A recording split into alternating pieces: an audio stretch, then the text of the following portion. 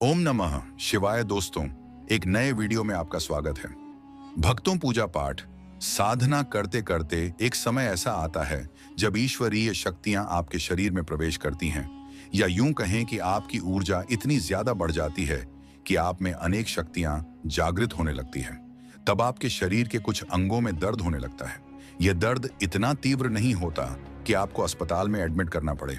यह हल्का हल्का सा दर्द होता है जो कई बार दवाइयां लेने के बाद भी आपको महसूस होता रहता है। तो दोस्तों, आखिर यह दर्द क्यों होता है, इसका इलाज कैसे करना है और इसके साथ आप में क्या बदलाव आते हैं, इसी विषय पर यह वीडियो है। अगर आपके साथ भी ऐसा कुछ घटित हो रहा है तो जुड़े रहिए वीडियो के अंत तक। हम आशा करते हैं आप इस वीडियो को अंत तक जरूर देखेंगे और हमारे चैनल ज्ञान का रास्ता 0 को सब्सक्राइब जरूर करें। कमेंट में हर हर महादेव जरूर लिखिएगा। ओम नमः शिवाय। आप सभी शिव भक्तों का आपके अपने YouTube चैनल ज्ञान का रास्ता 0 में हार्दिक स्वागत है।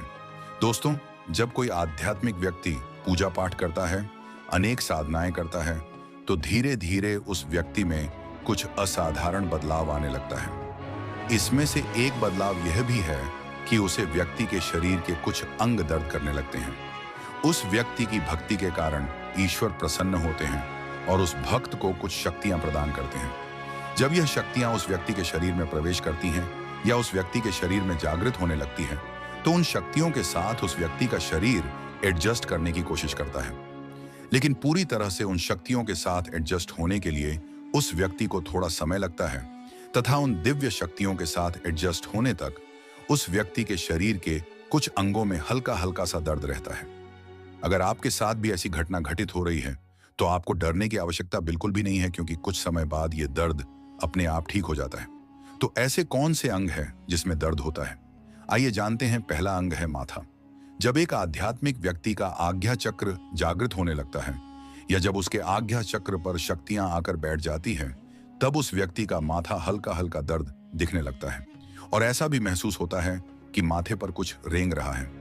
जब आपका आज्ञा चक्र जागृत होता है या खुल जाता है, तब आपको भूत, वर्तमान और भविष्य का ज्ञान होने लगता है। आपको अपने स्वयं के साथ साथ दूसरे व्यक्तियों के भूत, वर्तमान और भविष्य के बारे में भी ज्ञान प्राप्त होने लगता है। फिर चाहे आपके सामने कोई भी व्यक्ति आ जाए, आपको उस व्यक्ति की परेशानियां तथा उसके कर्मों के विषय में भी सटीक ज्ञान प्राप्त होता है। दूसरा अंग है गर्दन। दोस्तों, जब आपकी ऊर्जा का ईश्वर की ऊर्जा से संपर्क स्थापित होता है तथा जब ईश्वर की शक्ति आपके शरीर में प्रवेश करती है, तब आपको ऐसा लगता है कि आपकी गर्दन के ऊपर काफी सारा बोझ है और इसी कारणवश आपकी गर्दन में हल्का हल्का सा दर्द होने लगता है। इससे आपको उतनी ज्यादा तकलीफ तो नहीं होती, लेकिन हाँ, इस दर्द को आप काफी समय तक महसूस करते हो। नंबर 3 है आंखें। जब आपकी आंखों में ईश्वरीय शक्ति प्रवेश करती है तो आपकी दिव्य दृष्टि खुल जाती है। आपको अनेक अदृश्य शक्तियां अपनी खाली आंखों से दिखने लगती हैं। फिर चाहे वह नकारात्मक शक्तियां जैसे भूत पिशाच हों या सकारात्मक शक्तियां जैसे देवदूत देवग हों। अगर आपके सामने कोई भी व्यक्ति आता है तो आपको एक नजर में ही उस व्यक्ति के शरीर में विराजमान सकारात्मक या नकारात्मक शक्ति के बारे में पता चला है, तथा जब आप किसी अनजान जगह पर भी जाते हो तो आपको वहां पर रहने वाली अदृश्य शक्तियां भी नजर आने लगती हैं। लेकिन इसके साथ ही आपकी आंखों में भी एकदम हल्का सा दर्द भी रहने लगता है। चौथा अंग है कंठ यानी गला।